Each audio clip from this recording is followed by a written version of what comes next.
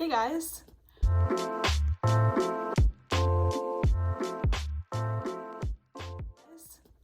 Welcome back to another video. Today I have something very exciting, my January wrap-up, and this is the most books I've ever read in 1 month, like I think ever in my life.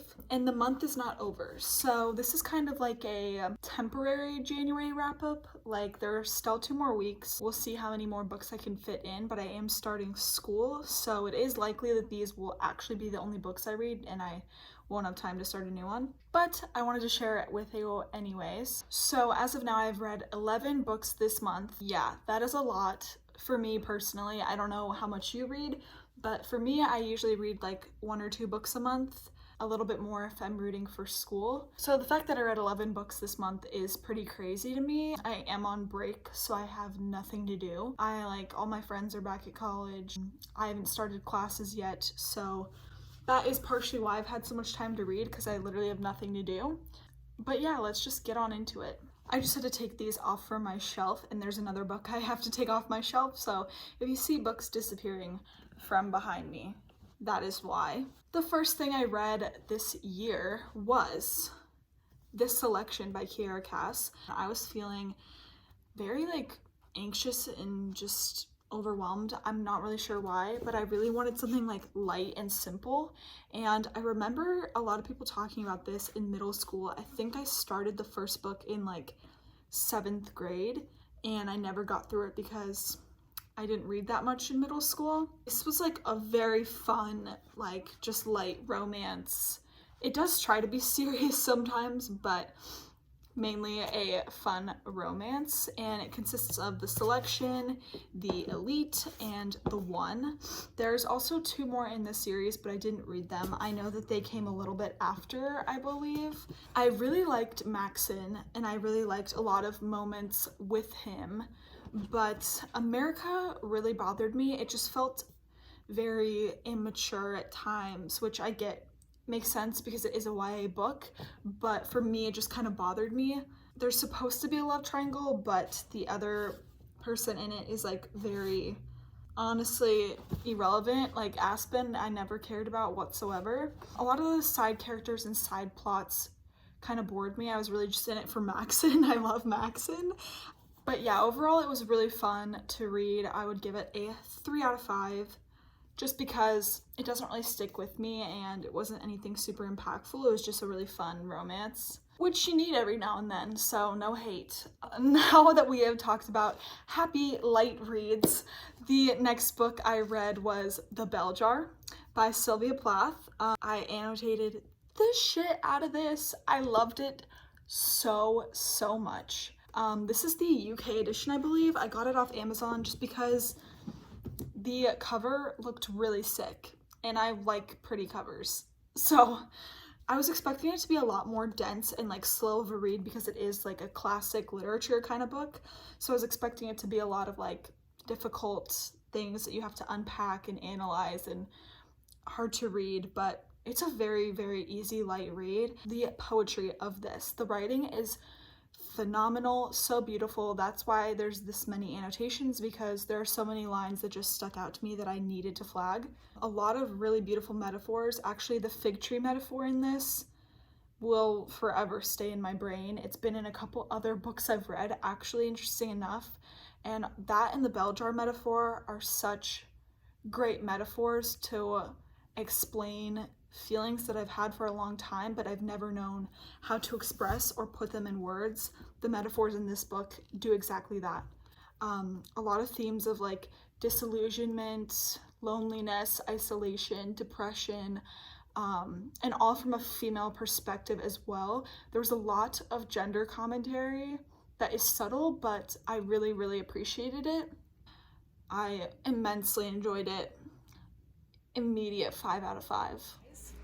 So this is me from the future saying that I forgot to mention one of the books I read. The book I forgot to mention was Between the World and Me by Ta-Nehisi Coates. Ta-Nehisi Coates. I don't know if I'm saying his name right. I've been wanting to read this for so long. It's a very short book. Again, annotations. I don't know why I didn't read it sooner because it is phenomenal. I just picked it up randomly. I was just gonna read the first couple of pages to see what the tone was like, and then I finished it in one day because it's not that long and it's really captivating. I feel like if you are trying to understand more of the Black perspective or wanting to learn more about Black Lives Matter, there's a lot of really informative books, so I wouldn't say just read this one, but I think this is the strongest argument in terms of pathos. It's not very like factual, it's very emotional. This is basically Coates writing to his son, kind of talking about his own life, his own experiences, and what he wishes for his son. He knows that it's a struggle to grow up Black in America, and he wants him to live as much of a life,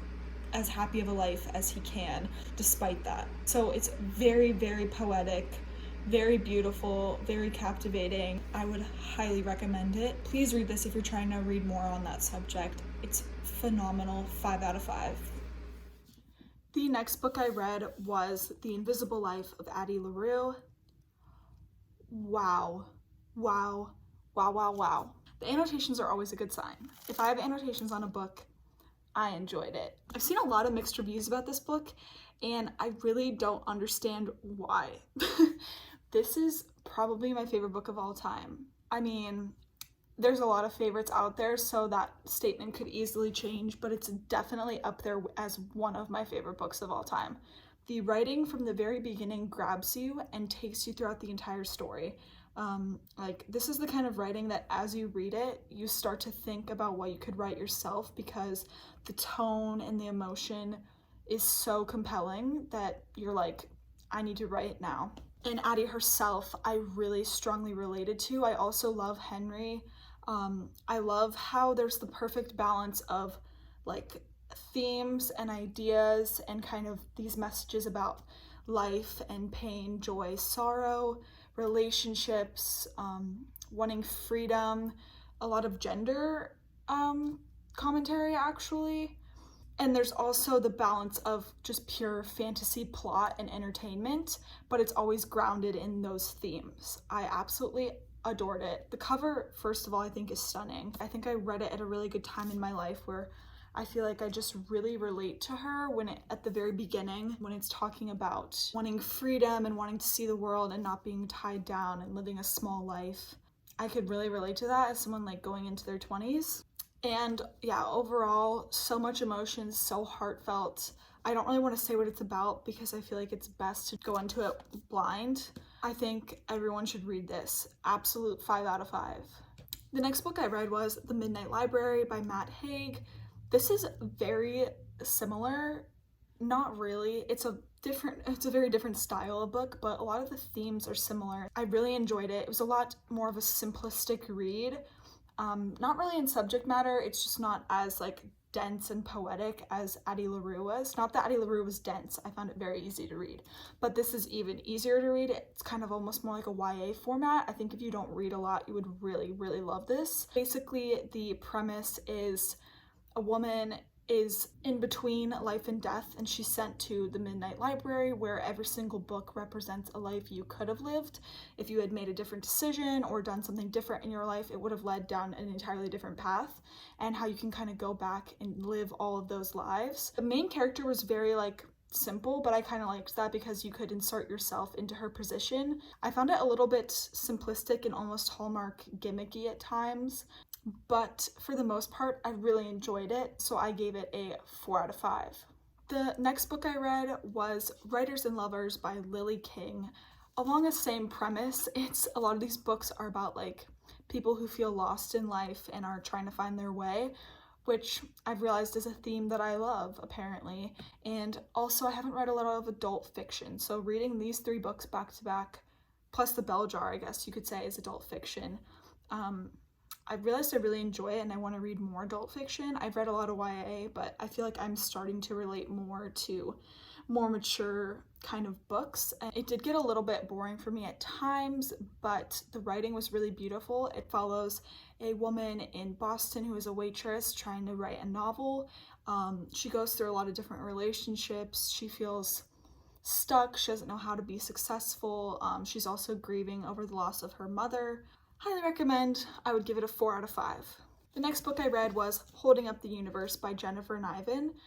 Very random. I just wanted something fun and light. One of my old YA books after all those books because they were very heavy emotionally, and this was on my shelf. I've been wanting to read it for a while. All the Bright Places is one of my favorite books ever, so naturally I wanted to read this one, which is by the same author if you didn't know. And it was all right, I will say. I enjoyed it while I was reading it, but it wasn't anything special. It's basically about Libby, who is a high schooler. She was very overweight, like 600 pounds. She lost a lot of it, and when she was trying to lose all that weight, she took off of school, so now she's going back to school. And then the other main character is Jack, who has, I don't know how to say it actually, prosopagnosia. I have no idea if I'm saying that right. I'm really sorry if it's not right, but basically it's a condition where you can't recognize faces. So like you could see your mom's face and you wouldn't know who it was. So it's about two people who both feel very out of place and kind of on the outside, very high schooly. It did feel a little bit immature at times, but I think if you were a younger reader, you would enjoy this. I do really love the characters. I thought that was a really strong part of it. But yeah, overall, it was good. I give it a 3 out of 5 stars.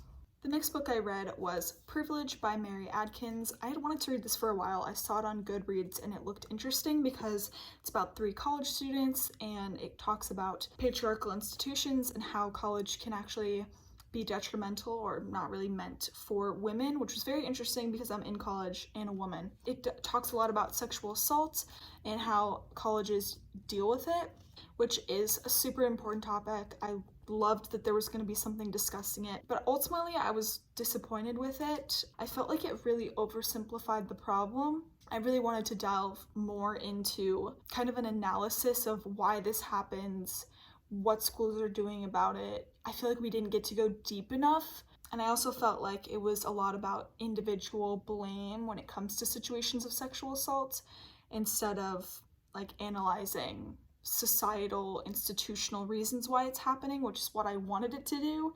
It follows 3 different women. So there's Annie, Bee, and Stasia. Annie is a sophomore who accuses someone she knows of sexual assault and rape. Bee is a Justice Scholars student who is assigned to be the student advocate for that man who Annie accuses. And then Stasia is dating him, and she's not a student. She works at the coffee shop at the student center. It kind of talks about how those 3 lives intersect, but they didn't really intersect. I wanted them to intersect more. A lot of the times it felt like this was just Annie's story, and I would have liked to see more from Stasia and Bee. The writing also felt really simplistic for such a serious subject matter. I would have loved for it to be more mature or deep, but I did really like Annie a lot, and I found myself relating to her. I feel like her chapters were the best part of the novel. Overall, I would give it a 2 out of 5. Okay, and then lastly, I'm currently reading this book, so I can't give it a star ranking yet, but it is The House in the Cerulean Sea by TJ Klune. I saw a couple people talking about this on BookTube, and it looked super interesting. I haven't been reading as much fantasy, so I wanted to delve back into that. And right now, I'm about like almost a third of the way in, and I'm really enjoying it. It's really fun, really heartfelt. I'm like laughing out loud at some parts. It just feels very cute and like it warms my heart. If you want something like happy, I would definitely recommend this, unless something happens that I don't know about, but as of now, that's like the vibes I'm getting from it. Right now, I would give it a 4 out of 5, but yeah, I don't know how it ends or like what else happens in it. Not that much has happened yet, like plot-wise, so we'll see if my ranking changes. So those are all the books I read in January, all 11 of them. I hope you guys enjoyed hearing what I have to say about them. I have definitely enjoyed reading them. It's been like an amazing month of really awesome books, so I'm really excited that I got to share them. And yeah, bye guys.